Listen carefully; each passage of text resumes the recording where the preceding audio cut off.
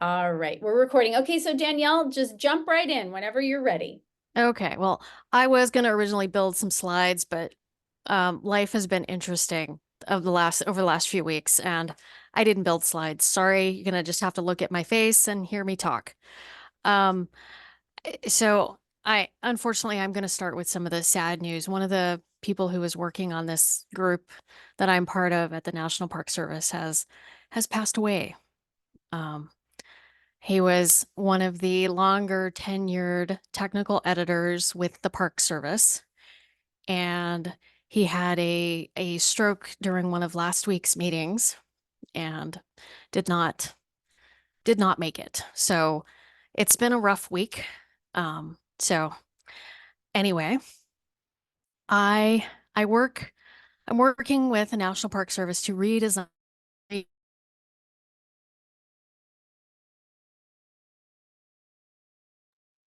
Everybody, is Danielle frozen for you or just for me?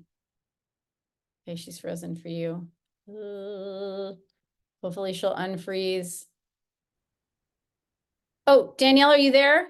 I can hear everybody, but apparently my internet connection is now unstable.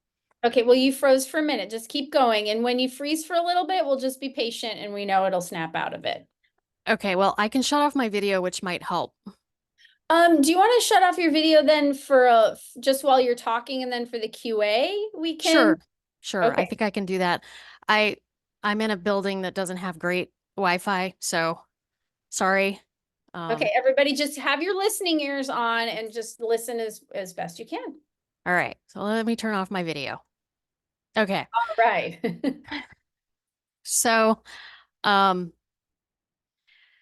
so the process of reimagining this in-house style guide is an interesting look at um some of the practices that technical communicators use.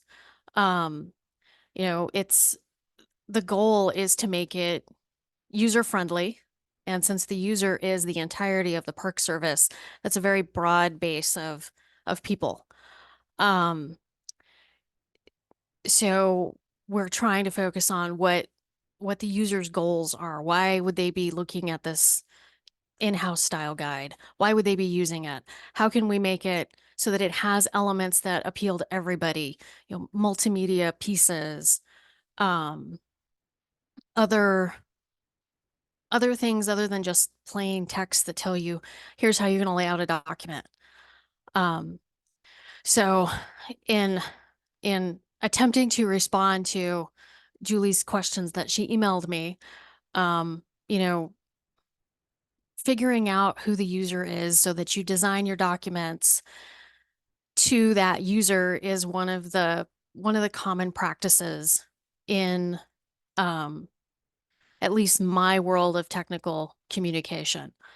Um, audience is everything. If you know who your audience is, you can write documents that appeal to what they need and what they're looking for. Um, Understanding the audience allows you to integrate elements that will um, keep your audience interested and um, actually get them to use your document. So um, I apologize. My brain is skipping right now. I have this whole list of notes and I'm finding it difficult to concentrate on my own notes today. Um, so collaboration is important. And as this group that I'm working with has found out, losing losing a member who brings 30 years of knowledge to the team it's a big hit. Um, so understanding how interdisciplinary teams will evaluate the documents they're producing is an important practice within technical communication as a whole. Um, Making sure that we can edit and revise this user guide moving forward so that it's not a static document, so that it becomes useful every time somebody uses it, it's got whatever the inclusive language it needs to have in it. It gets updated on a regular basis. Um, and of course, one of the government requirements because of the Americans with Disabilities Act, Section 508, which is accessibility. Um, it has to be accessible to people who are disabled, and whose whose first language isn't English. Um, so we use plain language and we write it to Section 508 standards. And let's see, the next question was, what education workplace backgrounds do technical communicators often possess? Um, I know that I've worked with engineers who have technical writing skills, but they are not necessarily technical communicators.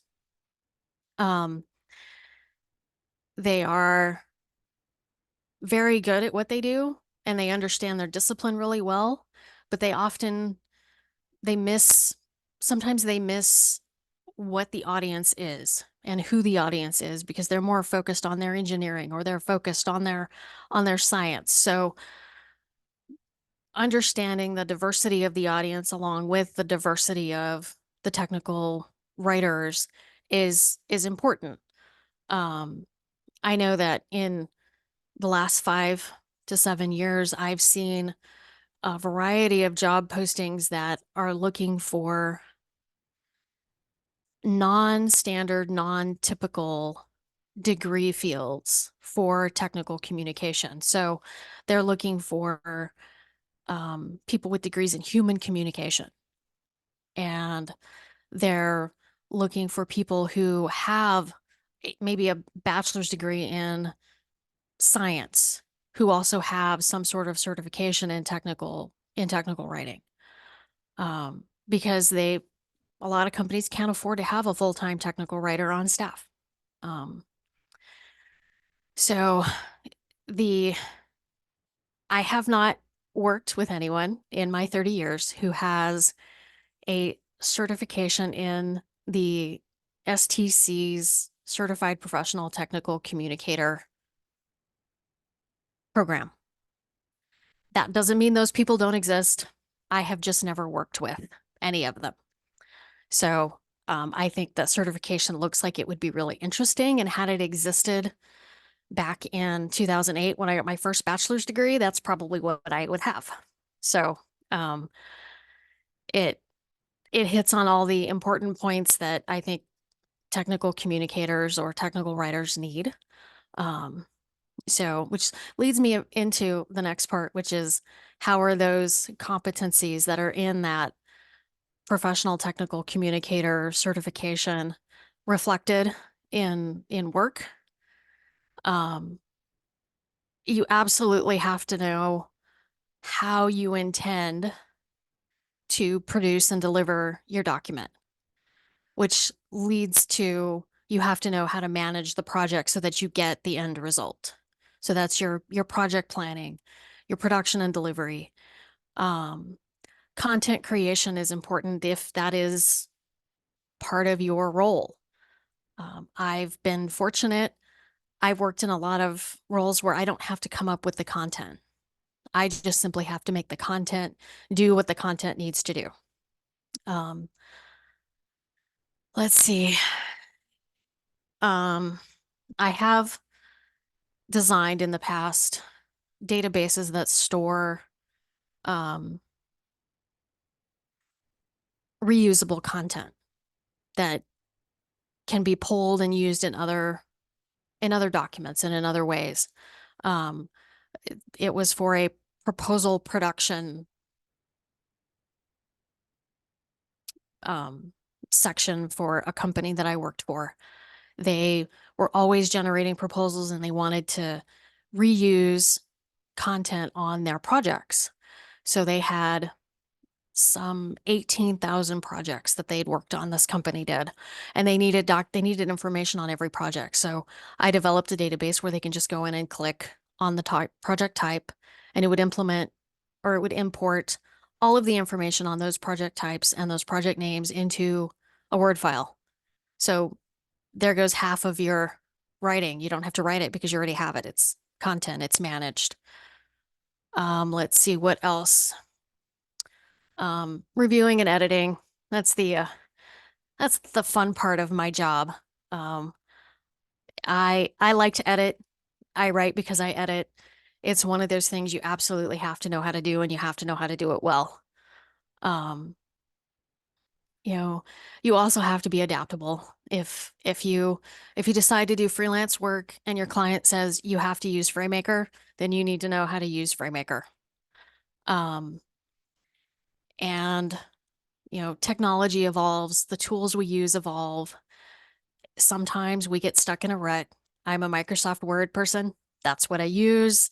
That is my rut. It's really hard to get out of that rut. I use PowerPoint instead of Google Sheets. I use Excel instead of, wait a second, it's not Google Sheets. Google Sheets is the Excel equivalent. Oops. I don't use Google. So, um, sometimes it can be a challenge to get out of our technology ruts. Um, let's see. What else do I have here? Understanding what your own weaknesses are in terms of what the competencies are that you need to have to do technical writing and technical communicating. I know that I am not a visual person. So for me, designing visual elements in a document is very difficult. I don't enjoy it. It's not fun. So what I do is I try to find people on my team who really, really love doing the visual element work. And those are the pieces that I delegate to that team member. Um, because I know I stink at it. So I'm going to lean on that team member to do that work. So understanding what your skills are, where your strengths are, where your weaknesses are, and then finding people that you can work with to balance out those things is always important. And of course, there's always the ethical considerations of making sure anything that your users are using is private and the data is secure. That's a kind of goes without saying. Um, All right. So the last question, and I have a lot of information for the last one, which is what are the biggest challenges facing technical writers in the field of professional communication today? Um, Technology, it moves at a pace that most of us cannot keep up with. Um, I know I have no idea how TikTok works. I had to I had to figure something out the other day because somebody wanted something on TikTok, and I was like, I am not the expert on this. I had to call my niece in Colorado and say, okay, I need a quick tutorial on how I use TikTok. So it was kind of fun. It was actually kind of interesting. I'll probably never use it again, but okay.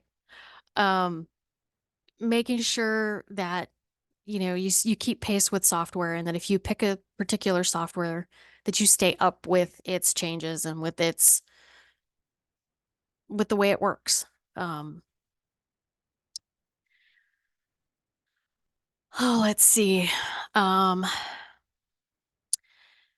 Learning new technical knowledge is always a challenge. Figuring out how much knowledge you need to have in order to do your job, but to keep the communication straightforward and simple.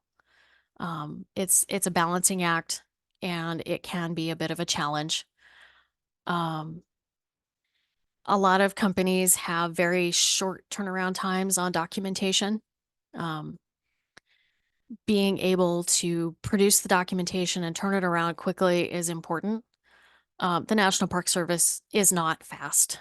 My in-house style guide, I have 2 years, which is fast for the Park Service. And I think it's slow. I think we could have been done in 6 months, but with 35 team members, yeah, that's not going to happen. Um, I think one of the biggest challenges that the US faces in terms of technical communication is outsourcing and globalization.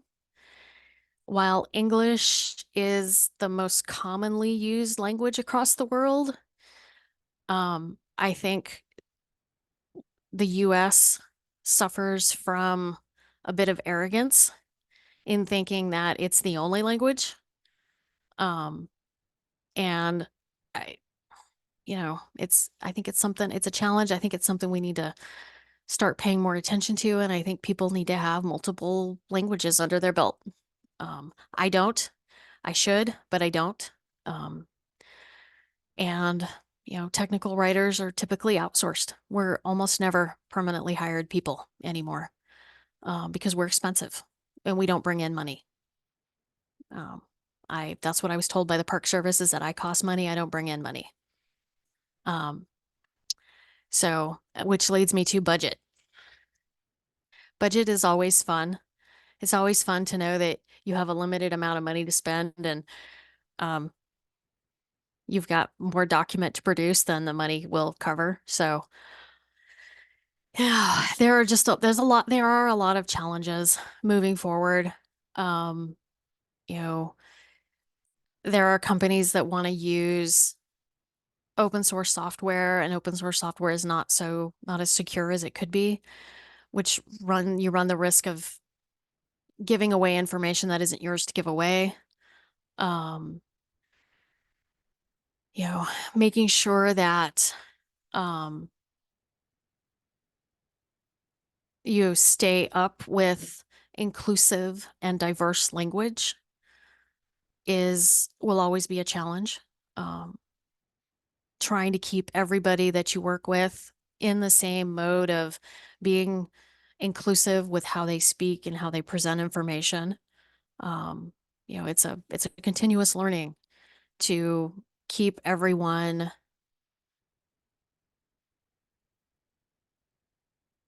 in, in sync with where the world is. I know 2.5 years ago, I was way behind the times. So I can completely relate to that. And, um, I still think technical writing and technical communication is absolutely critical. And I don't think enough companies pay enough attention to it. So I think there needs to be more technical writers. And I think I've covered everything I want to cover. So I'm gonna turn my video back on and hopefully it'll work. Yes, thanks, Danielle. You said a lot of things that generated a lot of questions from me, but there are a few students who over this week haven't had a chance to ask a question or haven't had one that they were really inspired to ask. So if that's you, students, be sure to get a question out now. So I'm going to turn it over to the students for some Q&A, and let's go for it. Molly, unmute yourself and go ahead. Can you hear me okay? Yes. Okay. Just trying to be quiet in the library. You had previously said something about keeping up with current tech. You mentioned a program called Haymaker and how you were kind of very stuck in specific programs. What would you suggest for people who are also in a similar situation, who struggle keeping up with new tech or learning new tech? I, I think the best advice I have is do some research and see what the companies are looking for, like what they're producing their documents in. Like if they're using Adobe FrameMaker, download a trial version and play with it for a few weeks and figure out how it works. It's always better to say, yes, I know how it works, even if you don't use it daily. That's kind of what it is if somebody says, do you know how to use TikTok? I would highly suggest you say, uh-huh, and then figure it out. That's usually what I do is I go, okay, I'll figure it out. That's what I do. I figure it out. So just be willing to adapt. Thank you, Thank you. Molly. Thanks, Molly, and thanks, Danielle. You know, that's something that I've heard over and over from tech writers is that you have to be confident enough in the diversity of your skill set that you can sort of say yes, yes, and then be able to figure it out. Because not only are you having to keep abreast of new technology, but in the nature of your career arc and in others, you are working with different kinds of SMEs throughout your whole career. And so you have to also be kind of like a sponge to be able to learn new things about different content areas throughout the arc of your career. Would you say that's true, Danielle? Yes. Um, I I could probably speak to, let's see, biology, zoobiology, physics, electrical engineering, mechanical engineering, plumbing. Um, I can talk about the black-footed ferret, which is one of my favorites, by the way. Um, I can describe how an environmental impact statement is written. I can, because yes, that's what I've done throughout my career is I've picked up and I've noticed I'm jittery here, sorry.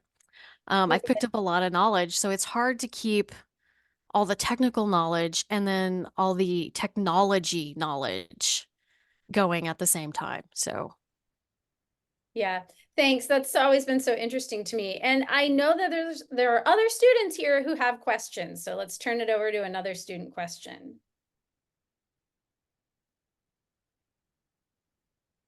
Who's it gonna be?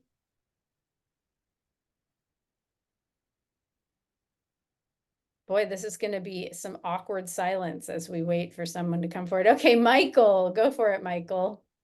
I keep asking everyone the same question, but it's because I'm curious.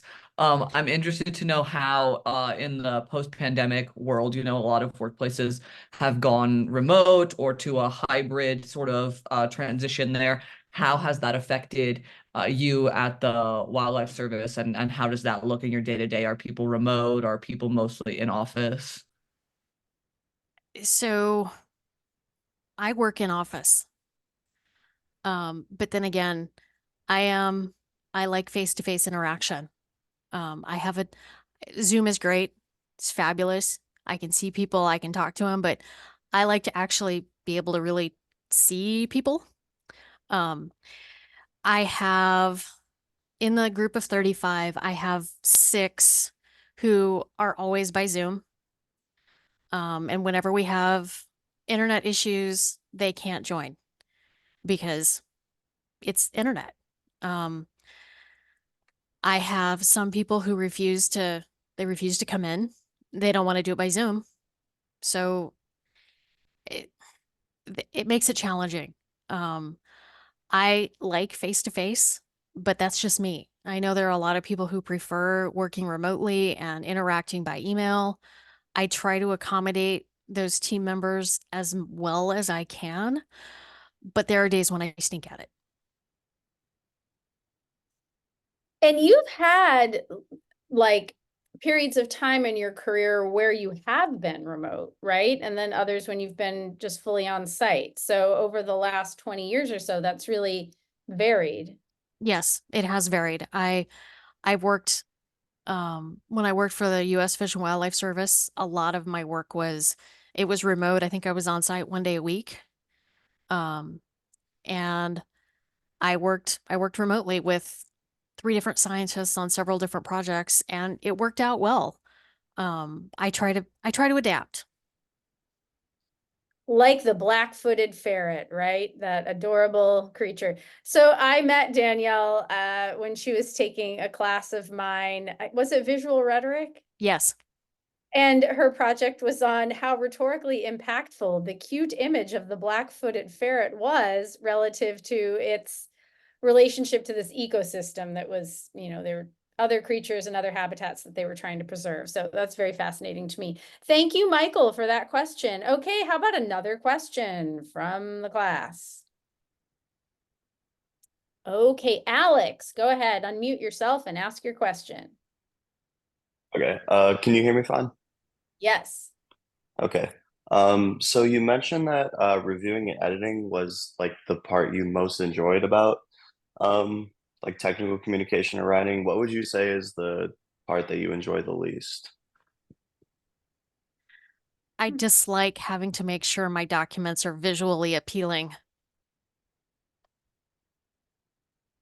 How important is that? Like, because I'd like to follow up on that because, I teach these classes in the biology department And a lot of time, or with scientists at Sandia, they're like, oh, the formatting and the visual components will be done later by someone else. I don't have to deal with that. So how much are you having to deal with the part you hate the most?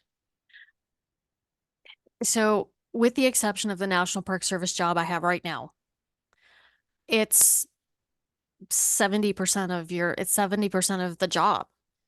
It's the final formatting. It's making sure the document reads well from beginning to end. It's making sure the images fit where they're being called out. It's all the little pieces, it's all the little details that make a document work for the end audience or the end user. And it's yeah, it is the least favorite part of my job, but I do it because I have to. And you know, it's just not my favorite. But I spend a lot of time on it. That's interesting that you say that it's like 70%. That's fascinating. Who has another question? If anybody has another question. Yes, B. Yeah, I've loved all these interviews. And one thing that kind of keeps popping into my head is that you've all had these very successful, tenured careers in technical writing at this point.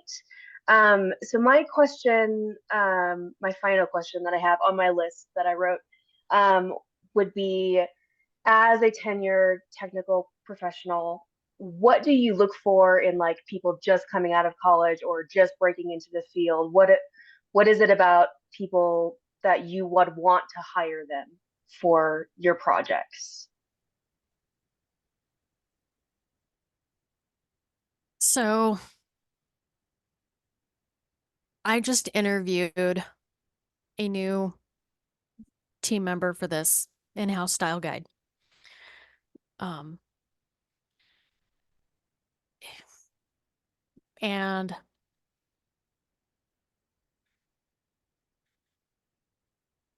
I look for somebody who's adaptable, who's flexible, who can understand that just because we have a plan doesn't mean the plan is always going to go smoothly. And they can work with a wide variety of personalities. Um, I I've worked with engineers who are absolutely fabulous people to work with, and I've worked with multiple PhD candidates who I would never work with again, ever, for a variety of reasons. But it you still have to work with them. So I look for adaptability, flexibility, a solid willingness to learn and then apply the knowledge they learn. Um, and an understanding that sometimes it's okay to not follow all the grammar rules. So, yeah, I interviewed the person. We're not hiring the person. So, That's really interesting, Danielle, because some of those things are like soft skills. Like, yes. and how are those conveyed? Like, how do you, is it just the feeling you get in the interview, or is it something that's conveyed in the application materials? So I usually look for it in two different ways. One, I have a series of questions that I ask that touch on the hard skills and how those skills interact with people, like how they become soft skills. It's one thing to know how to edit a document in Microsoft Word, but how do you convey those edits to an author so that the author is willing to let you make those edits? That's the soft skill. Um, it's and answers to questions about soft skills they're not always easy to read. Um, I know I have trouble answering the questions when I'm being interviewed about soft skills. So I've tried to take those interactions and apply them to how I ask interview questions. Um, some of it's instinct. some of it. I would say maybe 10% of it is like, oh, I like how they answered that question. Um, and sometimes it's the very hard question of how would you deal with a person who um, told you to your face that you were incompetent? It's not an easy question to answer. I get it a lot. So, I think, I've done these interviews, these information sessions for years, in this class with various technical writers, and navigating like the power dynamics in a workplace is something that you develop with time. Like, I don't know if you remember TJ Cardella from your grad program, but she's a tech writer at Sandia, and she was in the program. Maybe you mhm. didn't overlap in any classes, but working at Sandia, and she's working with a lot of senior scientists, sometimes they are very resistant to the work that she does. And so learning how to finesse that relationship is something that she's developed a lot of skills in. Like, I think she told the class on Monday, I explained to these scientists that I'm here to make them look good. She kind of strokes their ego in order to open them up to being receptive to her areas of expertise. And I think it's interesting to think about how you express skills that you might have in that area in an interview context. I don't, other than you're saying, like, you can just get a feel for whether somebody would be good at that or not. Yeah, it's it's it's interesting.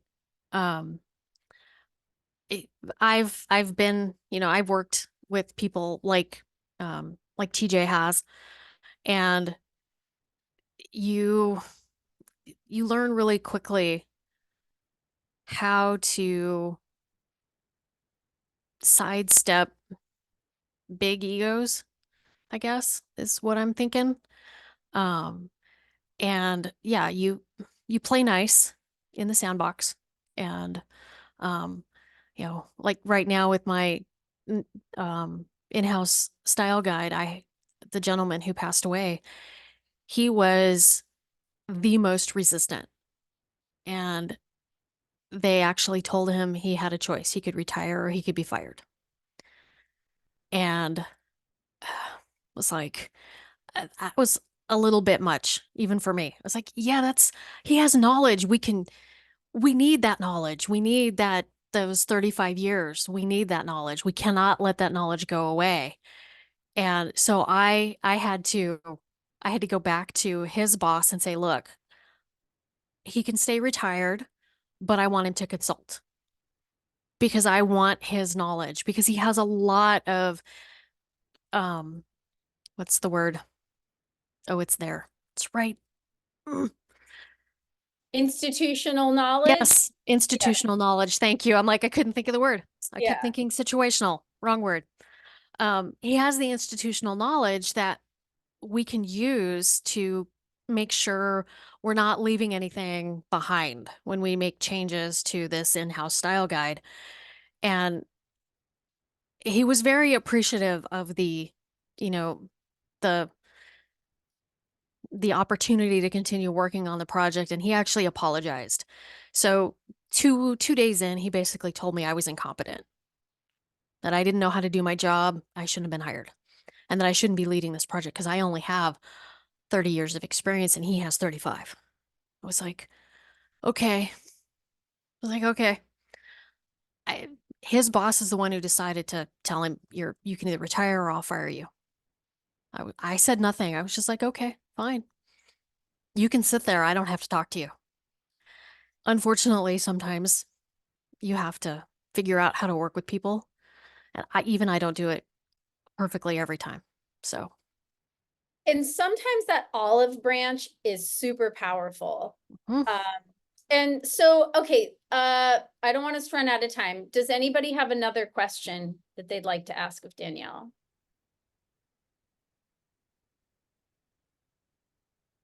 I have one final question and then we'll let you go. Danielle, can you explain to them why, so just simply what a style guide is and why it's important as a technical document, either why it's important or as a technical document? A style guide is important because it provides the writer with the guidelines the company wants them to use to write their document. So some of them provide formatting guidance, like we want your 8.5 by 11 page to look like X, Y, and Z. Some of them provide language choice options. Use this word, don't use this word. Some of them tell you use an Oxford comma. The National Park Service uses the Oxford comma. Yay. So the importance of it is that it removes a lot of doubt or confusion on sticking points that happen in the style of a document. It provides guidance on the basics, 1-inch margins, Arial 11, single spaced. So I know that sounds really simple and really basic, but sometimes it's necessary. Right now, we're trying to determine what constitutes inclusive language, which is a challenge. It's like, how do we change how we've written for 150 years to make it inclusive of everybody? So Thank you for that, Danielle. And there's some work going on outside my house, so I keep muting because it's noisy out there. But everybody, would you please give Danielle a nice virtual applause? Thank you so much, Danielle, for joining us. And students, so this concludes our week of practitioner visits, and I think you've gotten a good sense of the variety of things that technical communicators are doing today, and professional communicators, because John German, who spoke to you all on Wednesday, is no longer working as a tech writer, but he's working as a head of communications for a large organization. So the skills that you develop in this class can mutate over time and take on new attributes, and just the general skills of purpose-driven communication for specific audiences. If you have that core ability, then it can be adapted over time in different workplaces. So Danielle, thanks so much for closing out this week for us. And students, I will see you back in the classroom on Monday. And this video, again, was recorded, and all of them, as soon as this one is done processing through Zoom, they'll all be in the week 11 to-do list or overview that happens at the beginning of the week. And Danielle, I'll be in touch with you again in the future about our board meeting. all right, sounds good. Thanks, everybody. Thanks, everybody. Bye. Bye, thank you.